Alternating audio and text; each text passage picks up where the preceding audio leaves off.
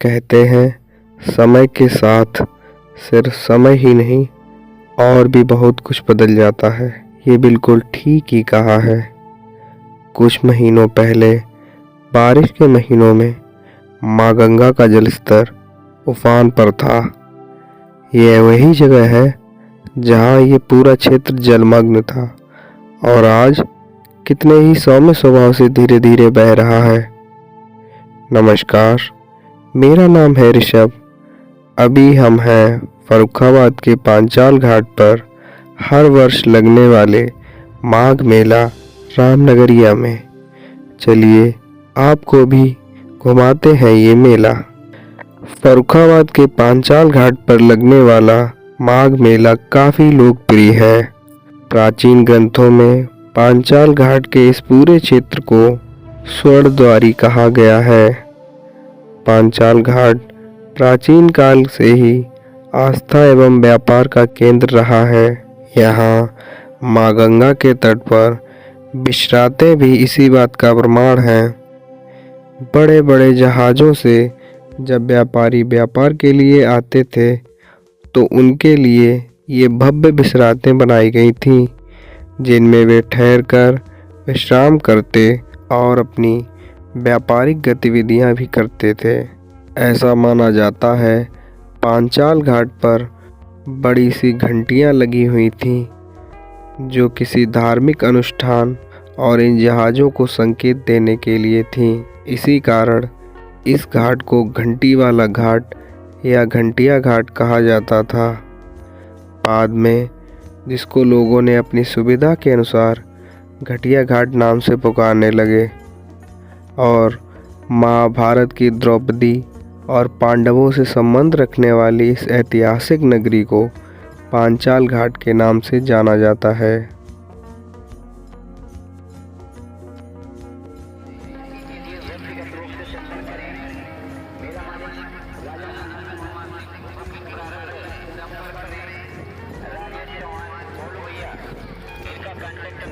उन्नीस 1985 में एनडी तिवारी की सरकार ने मेले के लिए प्रतिवर्ष 5 लाख रुपए देना शुरू किया था। इतिहास में झांक कर देखें तो गंगा के तट पर कल्पवास कर रामनगरिया लगने का कोई लिखित प्रमाण नहीं है।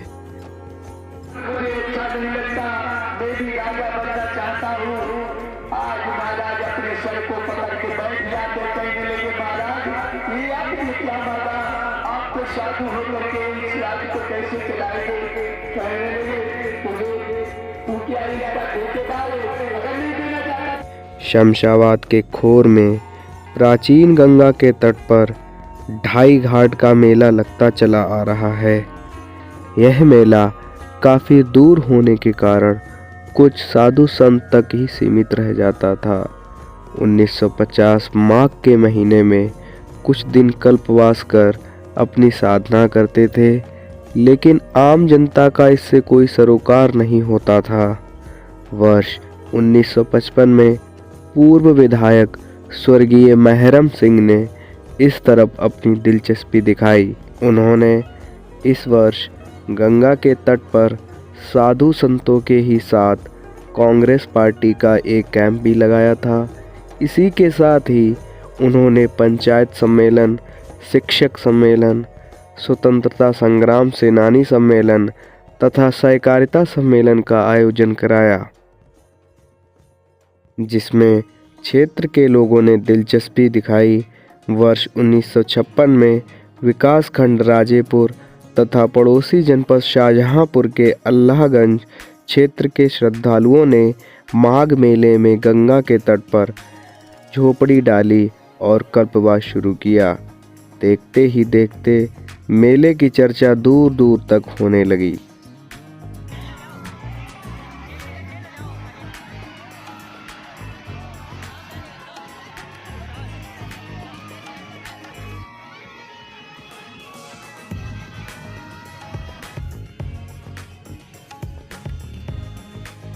अब हम आपको बताएंगे कि इस मेले का नाम रामनगरिया कैसे पड़ा।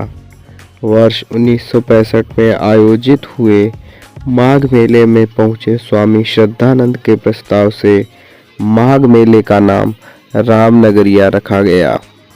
वर्ष 1970 में गंगा तट पर पुल का निर्माण कराया गया, जिसे लोहिया सेतु नाम दिया गया था। पुल का निर्माण हो जाने से मेले में कल्पवासियों की संख्या प्रतिवर्ष बढ़ने लगी, जिसके बाद फर्रुखाबाद के आसपास के सभी जिलों के श्रद्धालु कल्पवास को आने लगे। वर्ष 1985 आते आते यह संख्या कई हजारों में हो गई, जिसके बाद जिला परिषद को मेले की व्यवस्था का जिम्मा सौंपा गया। तत्कालीन डीएम के सिन्हा व जिला परिषद के मुख्य अधिकारी रघुराज सिंह ने मेले के दोनों तरफ प्रवेश द्वारों का निर्माण कराया। एनडी तिवारी की सरकार ने मेले के लिए रुपए देना शुरू किया।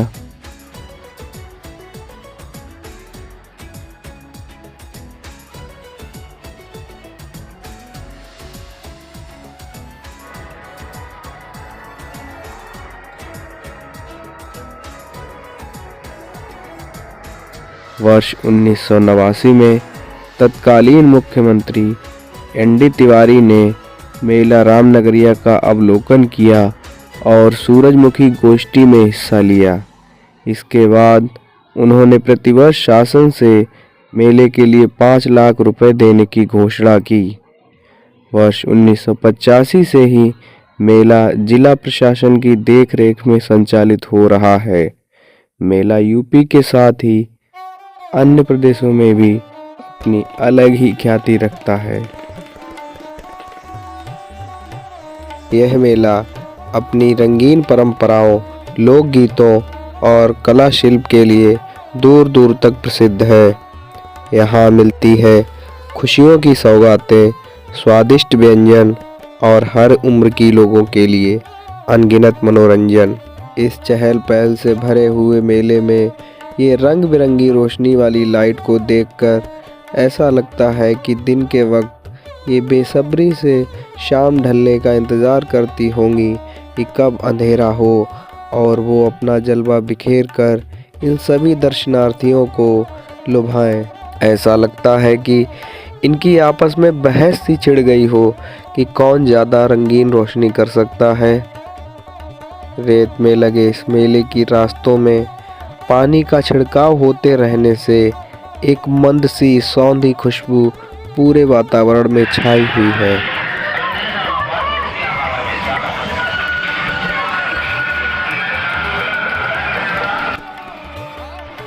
मेला रामनगरिया जहाँ हर कदम पर मिलती है खुशियों की कहानी, और इस कहानी में हर वर्ष कुछ नए पन्ने जुड़ जाते हैं।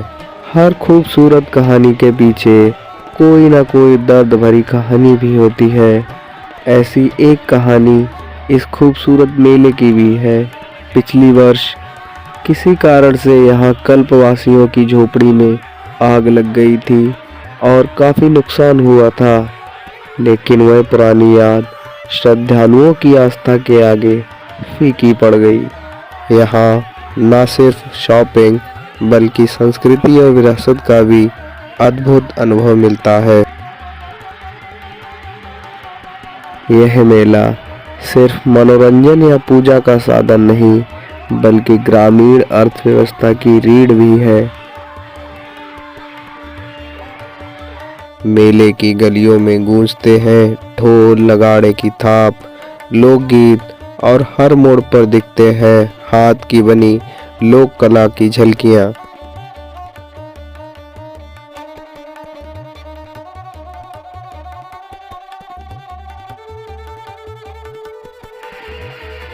छोटे दुकानदार, कारीगर और अस्थायी रोजगार पाने वाले हजारों लोग इस मेले से जुड़े होते हैं।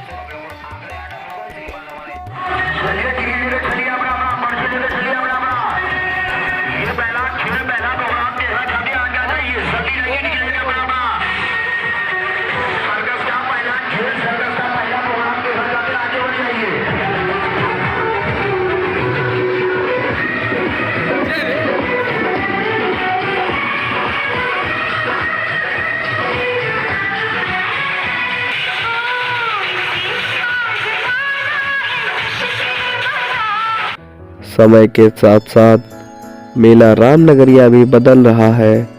आधुनिक सुविधाएं आ रही हैं, प्रशासनिक व्यवस्था बेहतर हो रही है, लेकिन आज भी इसकी आत्मा वही है, आस्था, परंपरा और सामूहिकता। फर्रुखाबाद का मेला रामनगरिया हमें याद दिलाता है कि भारत के मेले सिर्फ आयोजन नहीं होते, वे हमारी संस्कृति की चलती फिरती कहानी होते हैं। 30 रुपए का 30 रुपए का डिग्री, एक डिग्री 30 रुपए का।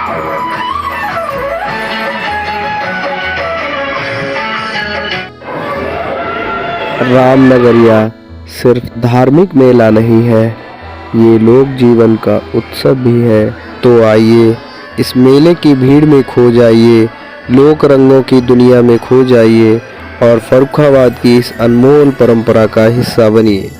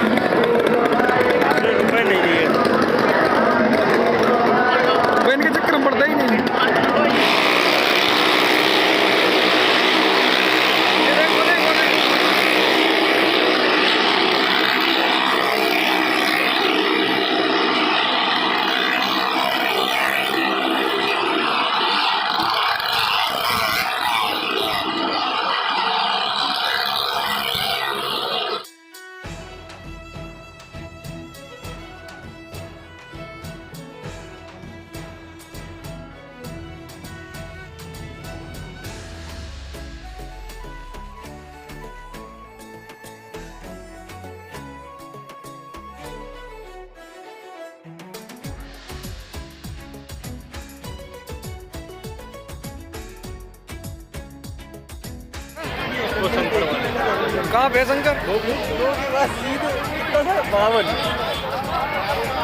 और ये हमारे दोस्त क्या बीके शंकर की सॉफ्टी खाने जा रहा है, क्योंकि इसकी दलाली खाता है ये बीके दल्ला। कहाँ जे है?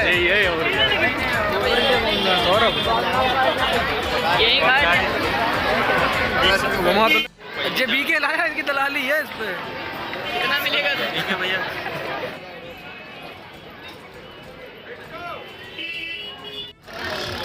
साहब जिंदा है। कहाँ खा रहे हैं अंकल आलू? फर्रुखाबाद का फेमस आलू।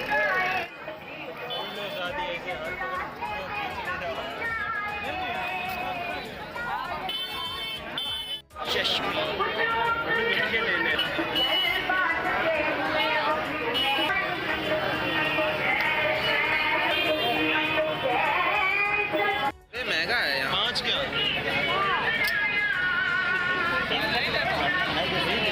ये खट्टे वाले आते हैं, ये अच्छा।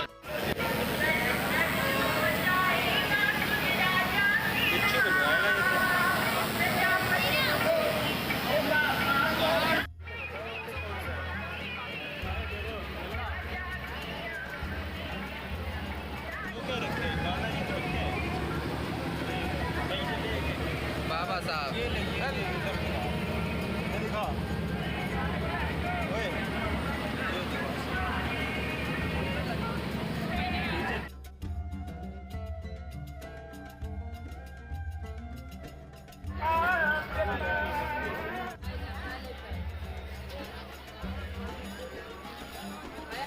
कंफर्ट कितने में भैया? 10 रुपए लिखा नहीं बे, ले लो तुम पे कुछ लेना हो। हम क्या गुड्डा गुड़िया चेन है कुंडल